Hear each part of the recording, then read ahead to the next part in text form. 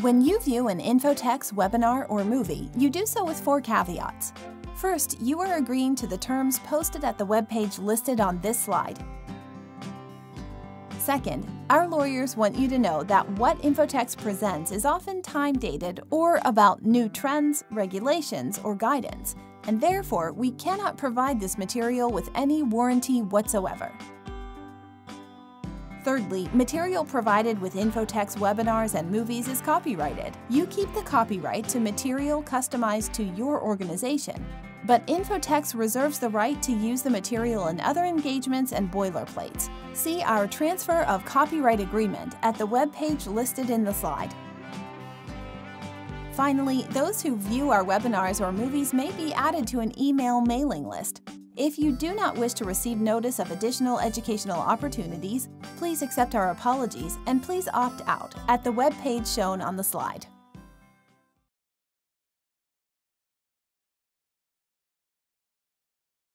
Arg! My goodness, arg! Hey, black hair here. I don't know what happened to Dan, but I'll just go ahead and introduce our next speaker. I'm going to be walking that Dan off the gangplank, I tell you. But our next speaker today is, it's Dan. So, boy,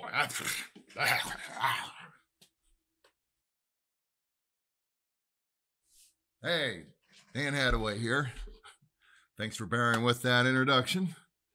But I'm here to discuss a threat that, well, quite frankly, it introduces risk in order to address the threat.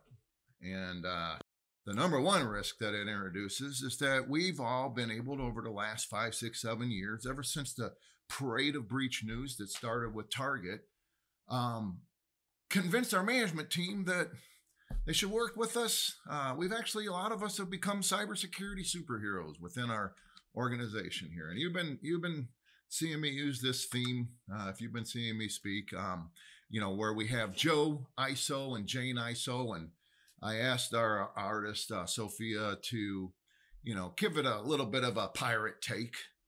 And sure enough, she did. And we actually came up with, this pirate metaphor. But then I realized, wait a minute here, we are actually white hat pirates. And so she changed the hats to be white. And then I realized, wait a minute, you know what? Let's zoom in on the birds, because we don't, really, I mean, you've seen me with my parrot on my shoulder already. But let's face it, we don't really, how do I put it? We don't have parrots as pets. We have canaries as pets. And we're always watching the canary in the coal mine. And then I realized, wow, the metaphor breaks down from there. So suffice it to say, I want to spend a little bit of time talking to you about the threat of malicious insiders, the obstacles that we face when it comes to addressing that threat. Like I said, we introduce risk when we address that threat if we don't properly address it. And then finally, what controls do we have in place now? What controls could we put into place? And then I want to leave you with a 7-point, starting plan for you to move in the right direction to address that threat whilst remaining the cybersecurity superhero. And so if you think about just the typical bank out there, I call these cartoon characters that have evolved over time at Infotext, the four corners of the bank. We've got a couple customers here, Bill 2K and Margaret DeTarget. They represent Bill on one hand, the customer who really doesn't care about his own privacy until it's compromised. And then he's really big on blaming the bank. Meanwhile, we have Margaret DeTarget over here, who's just a breach waiting to happen. And so when I talk about the insider threat today, I'm just throwing away the whole customer angle.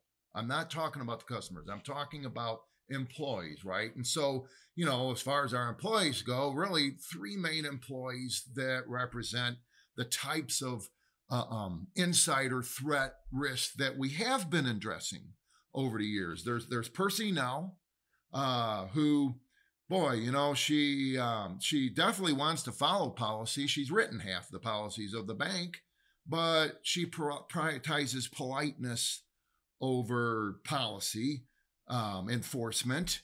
And therefore, sometimes hacker guy down here, he could take full advantage of that. He knows where her buttons are.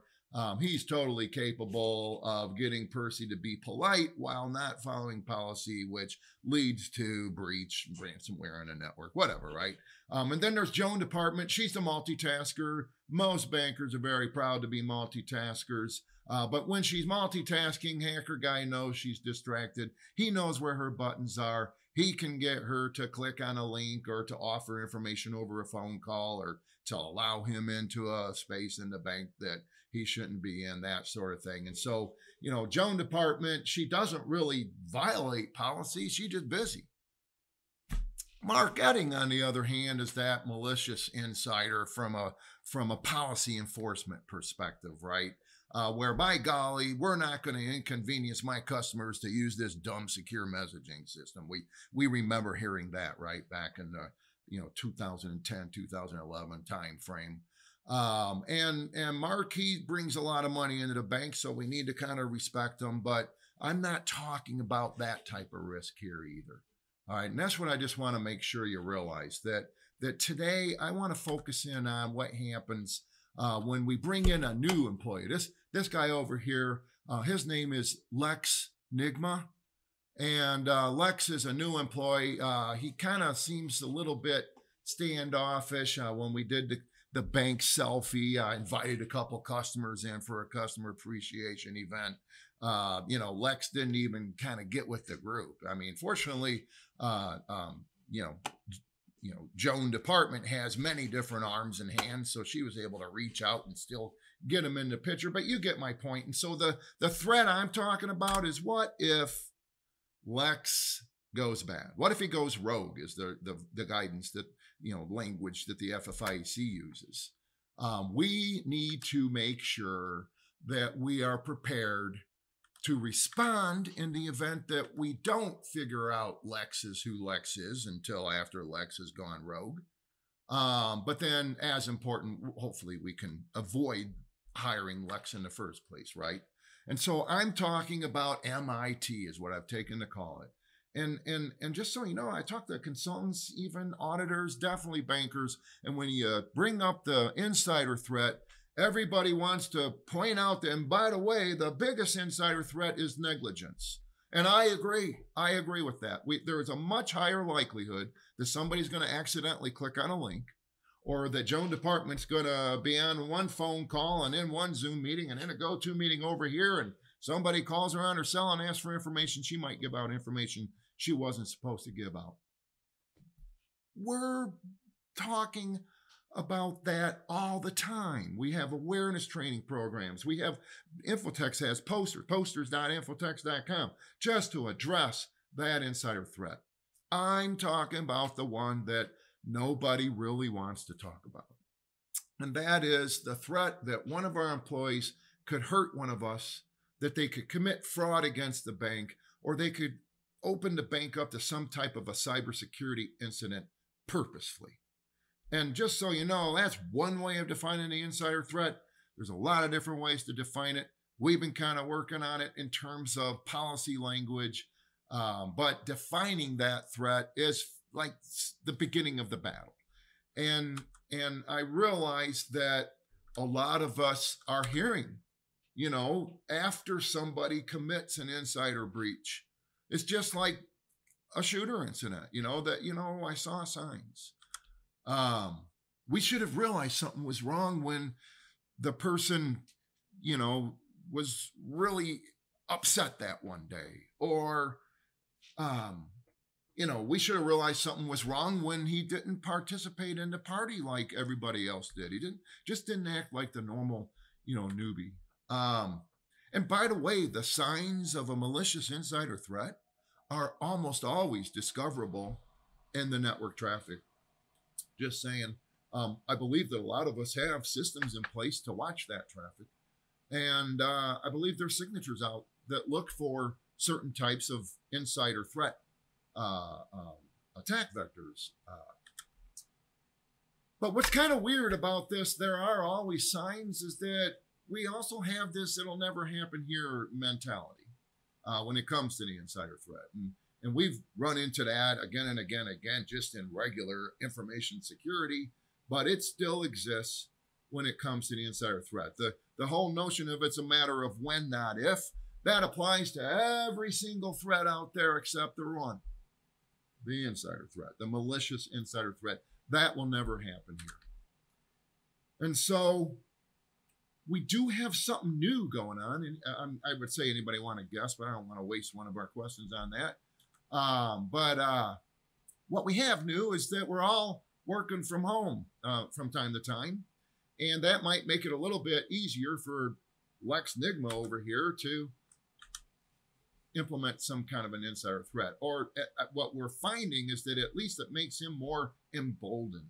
Lex thinks that since he's working from home, people like Infotechs who are watching your network are not going to see him do something on that network. And so I'm an auditor, can't get through a talk without pointing out what's in the guidance. And so first, the FFIEC, I feel, is kind of helping out with the problem because they really don't want to be blunt about the malicious insider threat as well. But I do like the paradigm that insider threats are rogue employees. If you search FFIEC.gov, you're not going to find a lot about the insider threat. But suffice it to say, they refer to the insider threat as rogue employees, and I kind of like that, frankly, because of the fact that it's an action type thing, and I like that because it implies that employees can go rogue. And when we talk about what makes somebody an insider threat, the likelihood and the impact of that happening, just know that even the jerkiest jerks, the hackiest, black hat pirates out there, they, quite frankly, are sorry about that, I had to do that, but they are not a threat until they go rogue. And so if we hire somebody that comes on board thinking, hey, I'm going to make a lot of money because I'm going to bring this bank down, I'm going to help my mule or whatever, I don't know. But if that person looks around and says, wow, man, I can't do it here because I'll get caught, they are actually on to the threat vector. I was in the retail business for a while, well, for 13 years. And what we used to say is that if you give people the impression they can steal from you, they're going to rationalize why it's virtuous for them to steal from you. And I'm not saying that maybe that applies. But that's what we used to say then. And so our posture on the insider threat could stop an insider threat from going rogue. And if we think about what makes, an employee go rogue, and by the way, I'm trying to look at this in terms of likelihood. If you study fraud in banks, trouble at home, not just financial hardship, but, say somebody's beating up, his wife who happens to be one of your tellers. That person might be more apt to do something they're not supposed to do. And so I'm saying the likelihood of that happening in a bank is lower than the likelihood of somebody becoming or going rogue because they was hired as an insider threat. They're a professional, working in a crime syndicate that is planning to steal from the bank or to implement some kind of anonymous, community-based, attack that doesn't even have to be financial gain. And then everything in the middle. And so you might be sitting there thinking, well, I don't agree with that. And I say this to that. I say, yo ho ho, because you need to do your own threat assessment. This is just how I look at it for a generic bank. I mean, it's how I put it together when I did the PowerPoint, right? But you should be looking at this and you should be saying, hey, where is the likelihood of an employee going rogue?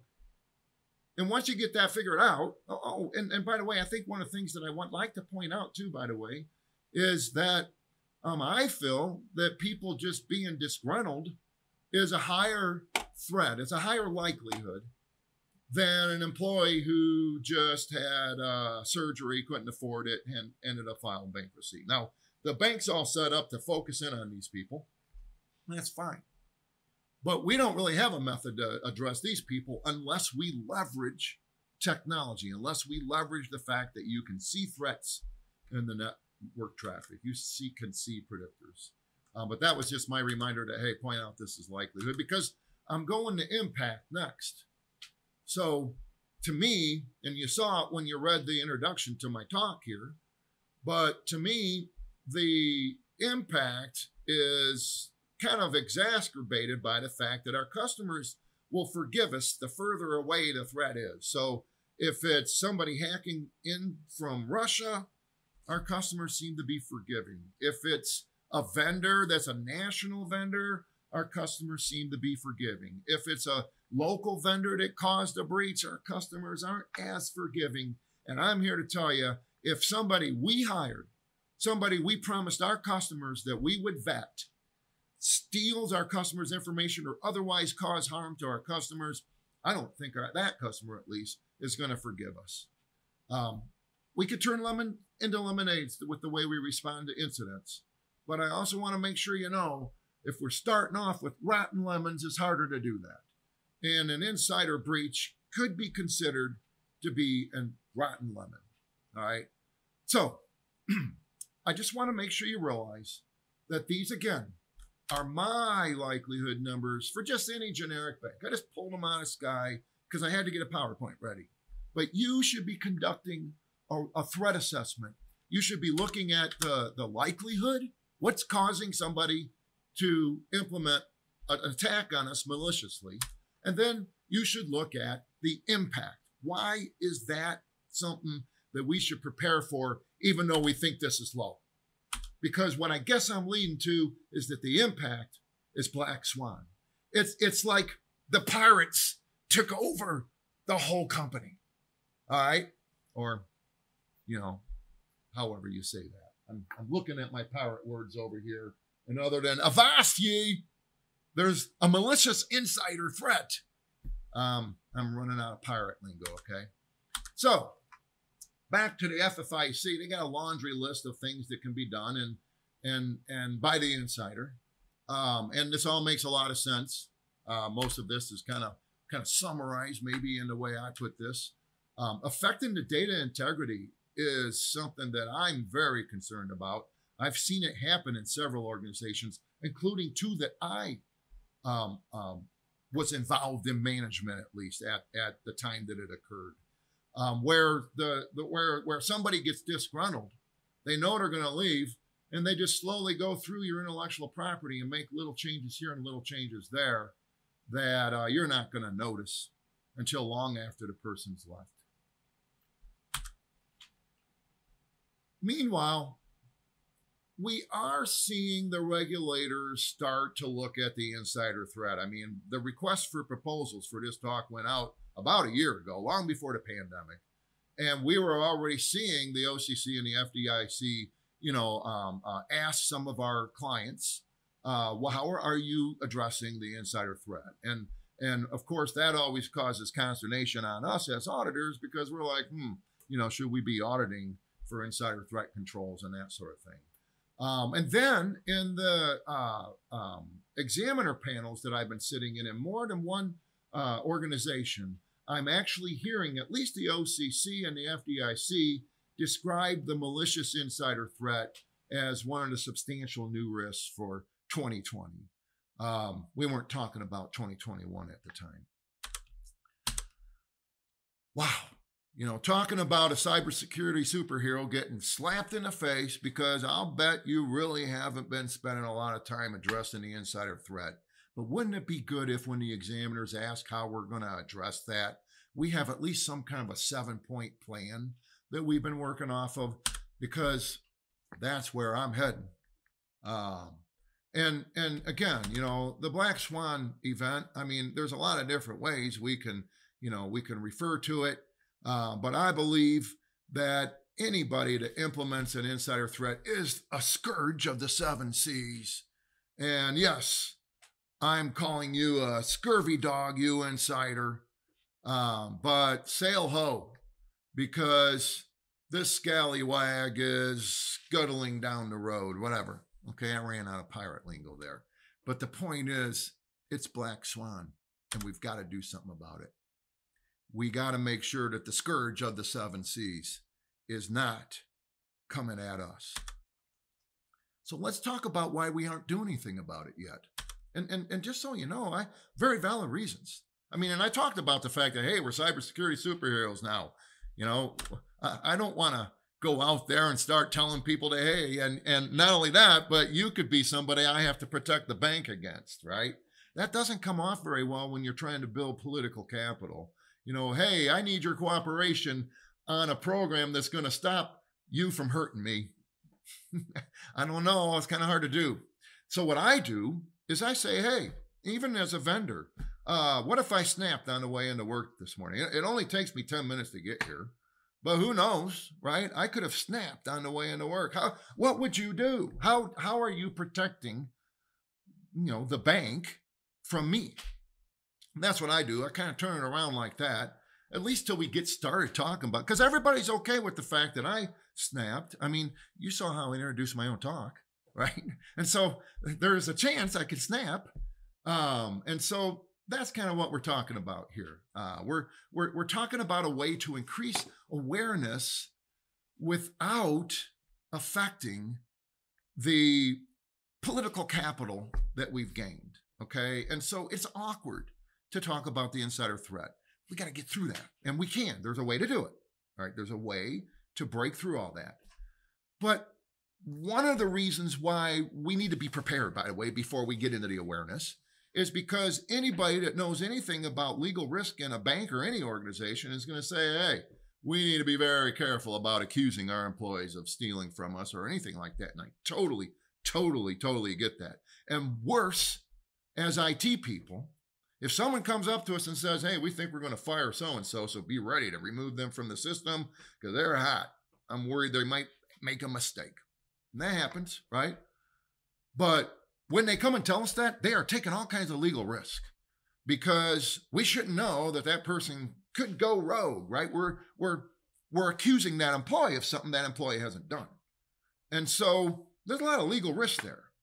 But then there's also operational risk because, if we accuse or if we start wondering about somebody, say somebody had to file bankruptcy because of healthcare reasons, and then we start monitoring that person. Wow, that would kind of be another bam, right? Another kick in the butt because, wow, I'm just trying to do my job. And now people are thinking that I'm going to steal from them because I had to file bankruptcy because I got sick and they didn't have good insurance or whatever.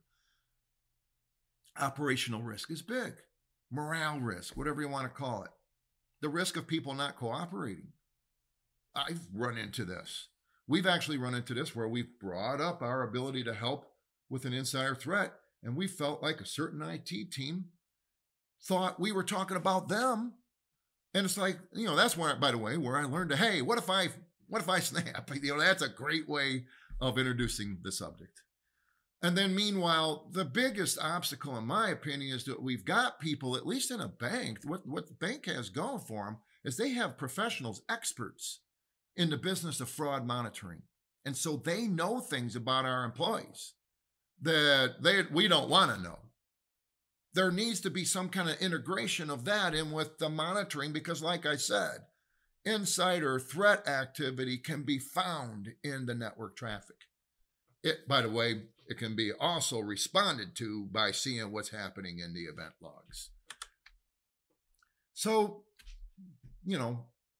I also think you need to be armed to talk to your management team about the notion of what I call the you get what you expect risk. And I've seen this in my career. I've been running businesses since before I even graduated from college. And I'm here to tell you that if you treat people like you can't trust them, they're eventually going to become untrustworthy. And so we've got to make sure we break through the panopticon effect, right? And the good news is we're a bank. We get to blame our regulators for monitoring. And really, we get to blame reality for monitoring is what I'd say to anybody that's not a bank. But we're trying to break through trust as a control. And don't get me wrong, I realize, especially in the smallest of small banks, ultimately we're trusting each other. But what if I snap? You should still have a plan in place in case it turns out that you can't trust me. And that's what we're really talking about here. And by the way, I've been saying since we had to postpone a workshop scheduled for September 12th, 2001, I've been saying that awareness is 9/11 instead of battle. And I've seen this in the malicious insider threat. Once again, if people are aware of the threat, that awareness alone solves most of the risk. We talked about accusation risk. You know, you also need to realize that it's a lot easier just to fire somebody for no reason than tell them we think you stole from us, right? And so we might go through all kinds of hoops to prove that someone's stealing from us, and then that person isn't told why they're fired. Now, that's why we want to make sure that as few people as possible know, what we're learning about somebody that we would fire because we think they're committing fraud. And your management team needs to understand that you understand that. And there needs to be a method of you being able to help the management team see what's going on in the network without you being aware of who you should be looking at. We already talked about morale risk, you get what you expect risk. I just can't stress enough that this is a legitimate pushback on trying to address the insider threat. Later in this talk, I'm going to be establishing many different controls that you could implement that you're probably not implementing. The good news is as a bank, we're already implementing a lot of controls that help with the malicious insider threat. If we're aware of them, that will help even more, and I'm going to cure that in this talk here today. But suffice it to say, there's other controls we could implement, and it is legitimate to say, but I'm not going to do that because I don't want to ruin the morale of the team. That's legitimate. But at least consider it. At least consider it. We've got to work on the balance of trust as a control, and trust is not a control. And so we've got to find a way of when the fraud people are aware that there might be some suspicious activity, we got to leverage the systems we have in place to help with that. And on the core, I know you already got all kinds of stuff the fraud people have. They are not going to share them with us, and that we don't want them to. We're not saying all hands hoy, sea dog. We're not saying give us your booty, fraud monitoring dog. No, what we're saying is, hey, we could see stuff in the network that might trigger what you need to look in here, A, but more importantly, if you're watching someone here, we'd like to keep an eye on them in the network because if they're committing fraud up here, they might also be exfiltrating data down here, right? And again, if you look at the workplace virus, workplace violence, the fraud thing, and then the cybersecurity threat, if somebody's willing to hurt an employee, if somebody's willing to commit fraud against a bank, there's a lot more money that can be made as a cybersecurity threat than as a fraudster. And it's a lot harder to get caught if we don't have a good tip-off method in place. So those are the obstacles. Let's talk a little bit about the controls. How can we control this risk? And so I just want to kind of go back to, really what I want to talk about aren't the controls. I want to talk about the risk management process as a whole. And so when we measure risk, we become aware of the risk. So right off the bat, we need to add insider threat, malicious insider threat, MIT, to our threat assessment if we haven't already done that, so that we can see how it matches up in all the other threats. But then we've got to develop a method of responding. And I suggest, let's already kind of pull together how we're already responding to it, and then choose from some additional controls if we'd like to shore up that response. And then, boy, does monitoring come into play when it comes to the insider threat. Our policies and procedures are already, in a lot of ways, helping us address the insider threat. Most banks have an acceptable use policy or some kind of a policy that you have to sign before you're given access to anything, and it's requiring unique accounts. It lists all the prohibited activities.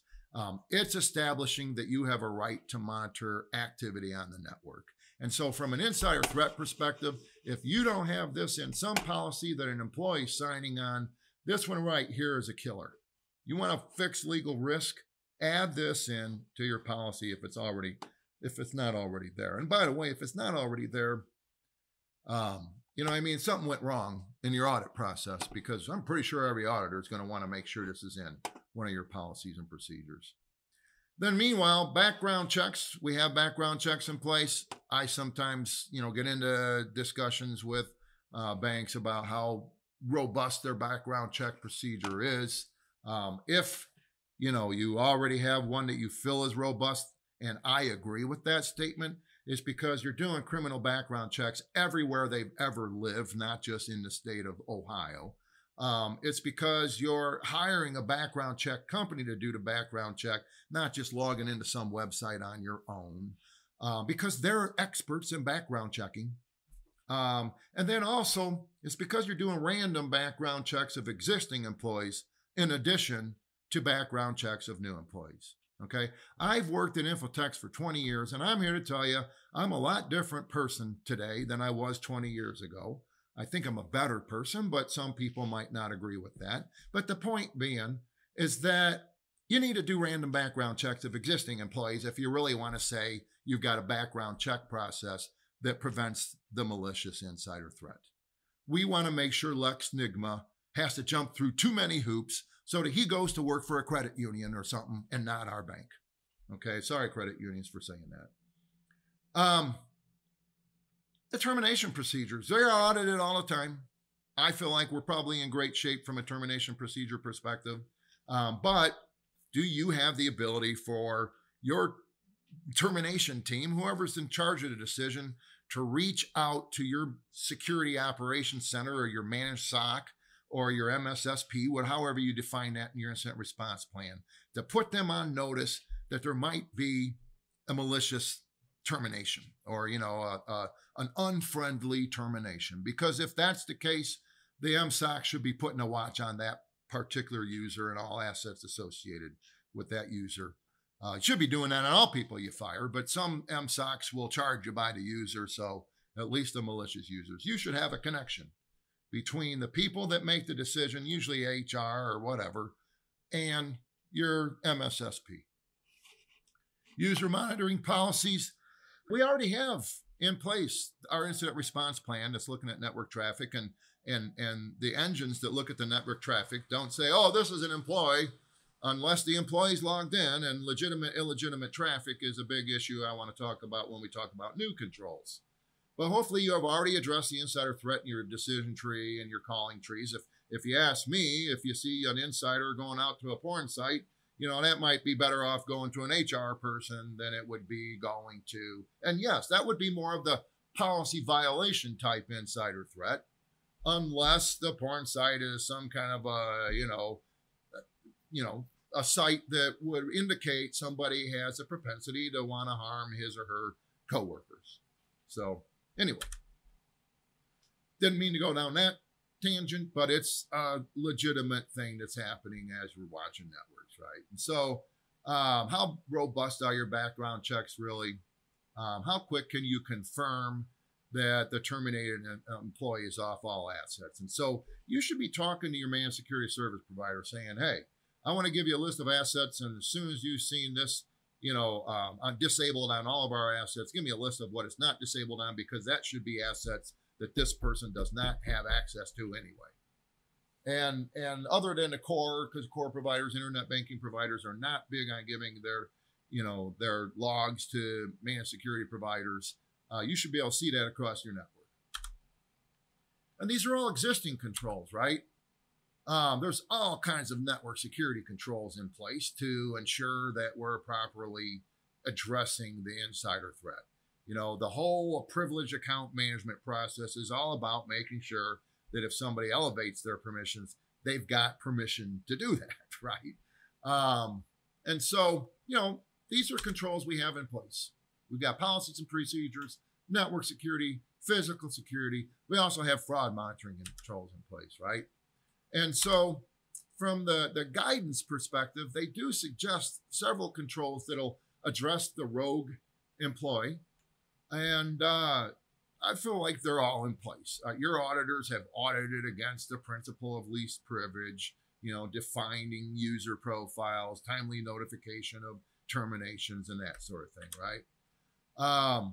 Distribution of system administrator activities is one that it's hard to address in a small community-based bank. I feel like it's an important one to address. It's one that it's awkward to talk about. And so someone in your organization needs to say, hey, what if I snapped on the way into work this morning? So that we can start talking about how do we split that up. And if you're the smallest of banks, your IT person should still have some activities outsourced. There should be somebody monitoring the activities of the system administrator in the smallest of small banks. You can't just say we're small and therefore it's not going to happen here. The it's not going to happen here is an excuse, not a control. Sorry, but it's the reality. And then cross-training.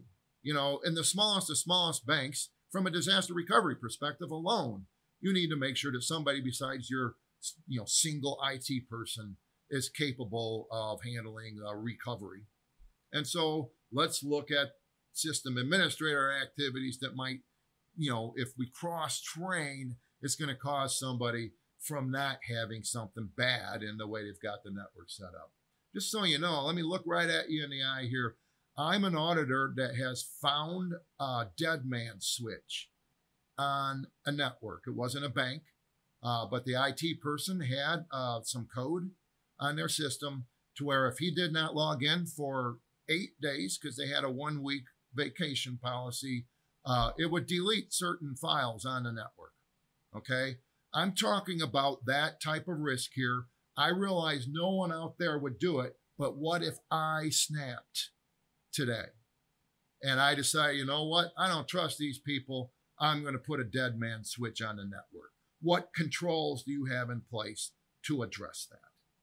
Unfortunately, we've got good backup controls, et cetera, and that's what, we found in that one organization after we let that particular person go. Now, that person actually has served time in jail since then, which kind of takes me back to the whole background check thing. Not that they would have been able to catch that with that person that I'm talking about, but the next person to hire that person will hopefully know that he went to jail and why he went to jail. And it wasn't for what I found, by the way. So what we already have in place kind of is because of the fact that we have a risk management program in place. We measure, we respond, we monitor risk as part of our jobs. And that's really put us in a good position. Meanwhile, the FFIEC has decided we want to address rogue employees.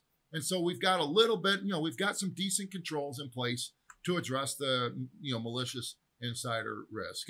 And those of us that are looking beyond the CAT framework, even the CAT framework has certain controls that we were kind of forced into implementing, such as event log management, that help us address that insider risk.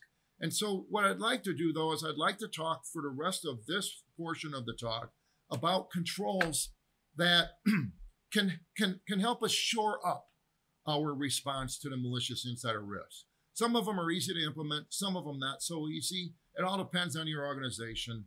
And again, there are legitimate pushbacks on implementing various controls. But I can't see how we would want to push back on making pertinent members of our team aware of the fact that we're addressing malicious insider risk, that's a risk. It exists. We don't know, what the likelihood is. We're guessing. Here's our threat assessment. And, here's what we're doing about it. I tell you, I feel like the board should know that. I feel like our management team should know that. And I feel like Lex Nigma should know that. I think the new employee who was hired on because he wants to commit an insider breach should know we're on to him. We're on to that, what do we call him again? That darn blimey. We're on to that blimey. Oi! We're on to him. All right, so enough said there.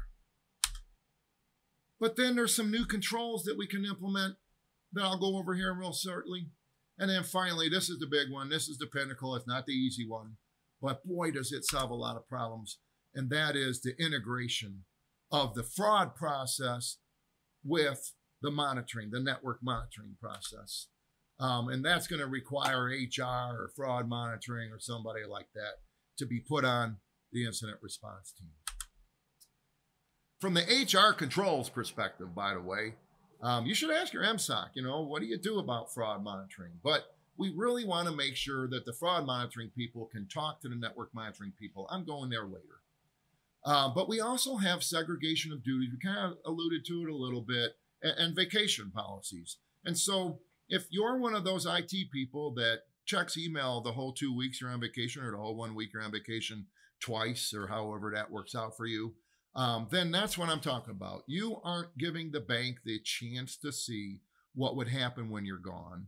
And if you're trying to do something bad, that might be the reason why you don't want to give the bank a chance to do that. So there's kind of this appearance, and not to mention you need the time off anyway. And so I would strongly encourage you to revisit your vacation policy and declare yourself completely gone for the 7 days or however it is. Give people your cell number if there's an emergency that they can't, live without you on.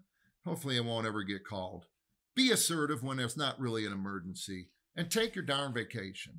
But then meanwhile, try to make sure that you're working towards addressing the fox watching the hen house. I'm surprised at how slow banks are coming up to speed on this. But if you're changing the network, you shouldn't be the one that watches the network. There's real risk for you in that personally. Because if there is some kind of an insider breach, how can you say, I didn't do it, look at the logs? You're the one that changed that. You could change the logs, right? So we've got to work on that segregation of duties issue. Integration, we've been talking about integrating technology risk management with enterprise risk management for a while, right? But fraud monitoring needs to be integrated with network monitoring. And then really we need to integrate physical surveillance with logical surveillance. And so I want to talk about that. And I just want to start off with the whole reason why, okay? Because, well, frankly, there's legitimate activity, there's illegitimate activity, and then there's legitimate, illegitimate activity. And this is the reason why your fraud people need to talk to your network monitoring people. Because your network monitoring people are not going to look at legitimate activity. They're only looking for illegitimate activity. But if we know that somebody who has legitimate access could be doing illegitimate things, then we can watch what that person's doing. But by default, we're not gonna. We can't watch every one of your employees every single time, right? Whereas if we know, hey, Lex Nigma might be exfiltrating data and it might be encrypted, we're not exactly sure, then we'll focus in on that guy. And maybe from the metadata, we can get a better understanding as to what Lex is doing. The IT people can't be involved in that because now you're aware of the fact that we suspect Lex Nigma and we've just blown the whole thing by introducing all kinds of legal risk. And so there's got to be a process for us to be able to watch the legitimate, illegitimate activity. Any kind of bad activity that's committed by a legitimate user, we are missing unless we integrate fraud with technology. Now, I'm not saying, all the same, precautions. Hey, they can encrypt stuff, they're exfiltrating. I get that.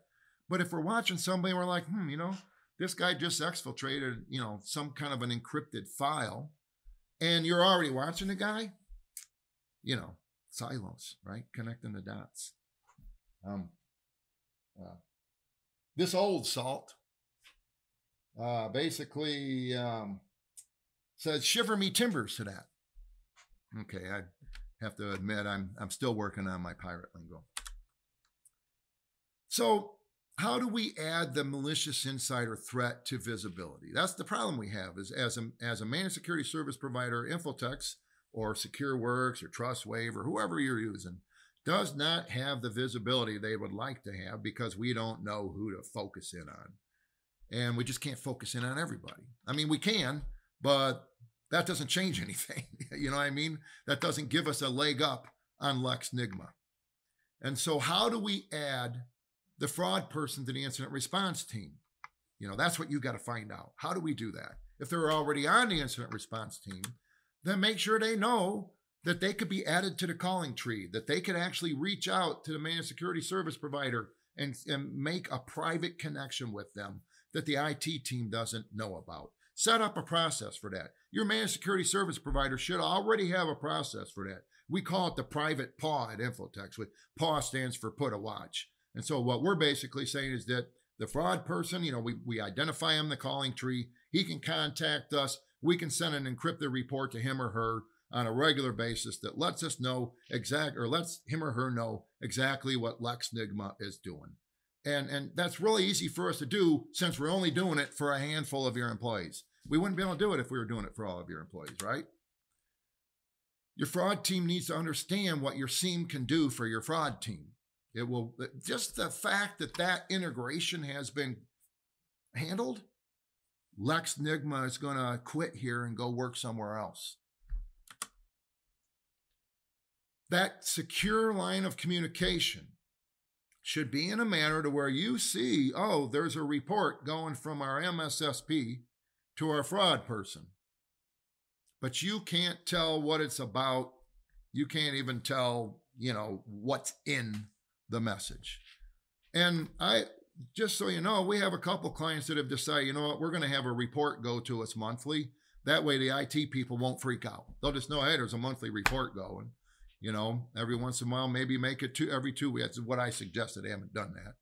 But the reason why I'm suggesting that is because, quite frankly, it's not going to be like, hey, we suspect Lex Nigma of doing something, so send me a monthly report. That ain't how it works, right? It's more, we suspect Lex of doing something. Can you give us a report every 10 minutes? You know what I mean? And of course, we're pushing back on that. But there's a lot that needs to happen. Sorry about this, using the language from our own methodology, but suffice it to say, your MSSP will be happy to work with you on that. And they love it when your incident response team thinks of them. So, you know, say you're in the middle of a merger and you're starting to worry that morale's going bad. Well, let's let our MSSP know, hey, there's heightened insider threat risk, but not from any particular known direction.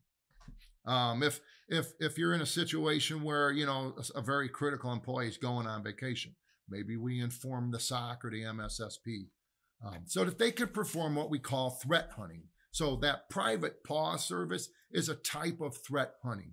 We're looking for any kind of activity surrounding that particular asset or group of assets that would suggest any kind of negative behavior, which needs to be investigated. The other reason why you don't do it on every employee, because you don't want to investigate every employee, right? But at a minimum, let's be sure you get with your MSSP, okay?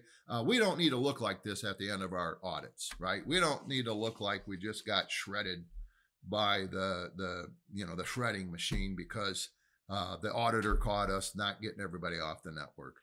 Your managed security service provider can give you a report that shows you disabled accounts, right? So let's implement controls and make sure our termination process is in good shape. The other controls that we need to consider start with endpoint monitoring. We talked about the put a watch service, endpoint security, data loss prevention. I mean, if we can, any kind of preventive control, Lex Nigma is going to see that in place and going to say, all right, I need to quit the job here, go work for a credit union somewhere, right? So, but then of course, beef up those termination procedures, get that, that connection between your HR and your fraud people and your MSOC. We really feel like you're going to end up having to, to speak to the FFIEC. But boy, if you've already talked to your board about it and, maybe even shared a threat analysis, and this is an example, this should basically say insiders, I think. But, well, actually, I don't know what that says. We got employees and ex-employees listed in our threat analysis is what I should say. But if you can show that, hey, And by the way, there's some 12s and 13s here. I probably should have brought that in so that you can realize that, even though we're worried about the insider threat, in the grand scheme of things, we're worried about other stuff more. But anyway, suffice it to say, you want to make sure the board is aware of the fact that there could be something done by a malicious insider, and you've got controls in place to address that. And you're also thinking, what kind of new controls can we put into place? Which I also would like to suggest is to add the insider threat to your incident response testing. It's the best control. If I was, if a sea dog was to hold me on a gangplank and say, you're going to walk off this gangplank unless you tell me the number one control that there's only one control I have to have in place in my bank. Well, first of all, I'd say that pirate's probably a black hat and not a white hat pirate. And second of all, I'd look down to see, if there's any sharks swimming in the water below me. But I probably would end up saying, then if there's only one control you want to have in place, test your incident response plan. I would even give up awareness training. And here's my sinister reason why. Because one of the best outcomes of a good incident response test is management awareness. And if you're really doing it right, board awareness. And so putting the team through what would it look like if one of us snapped is a good idea. It's really a good idea. So those are the new controls and the controls we already have in place. I have a few minutes left here. I'd like to just kind of leave you with some giveaways. Our policy boilerplate. We have a guidance summary. We also have an insider threat tabletop test scenario.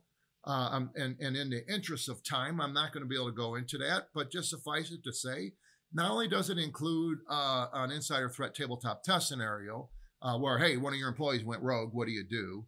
And actually that scenario, you don't even realize the employee went rogue until about halfway through the scenario. But then also we have some comprehension exercises that we feel your incident response team might want to walk through. And what I mean by that is one's on the subject of legal risk, and the other one's on the subject of doing a deposition. And the whole point of it is if you're in a deposition and an opposing lawyer is saying, wait a minute, you're telling me you suspected this employee of fraud, but you didn't do anything about the fact that that fraudulent employee could also be exfiltrating data? Off the gangplank with you, right? Sorry about that. I just had to take advantage of that opportunity to throw a little pirate jargon into the talk. I also then wanted to establish the 7 starting points that I feel like you ought to be capable of doing now. So then when somebody does ask you, what are you doing about the malicious insider threat? You could tell them, hey, we're actually doing something about it. We're not just sticking our head in the sand. And so how can we focus in? Well, talk to your board about it. That in itself will help establishing the culture that we're going to need to have in place so that fraud monitoring will work with our managed security service provider. Beef up your background check and termination procedures. You have a lot more control over the termination side because that's just a matter of getting with your MSSP. But on the background check side, you might not, have a lot of, authority there, but you should at least be asking questions. Hey, when we do a background check, this person lived in Illinois for 20 years before they came to work in Ohio. What happened over there? You know what I'm saying? We need to do background checks on, the employee everywhere.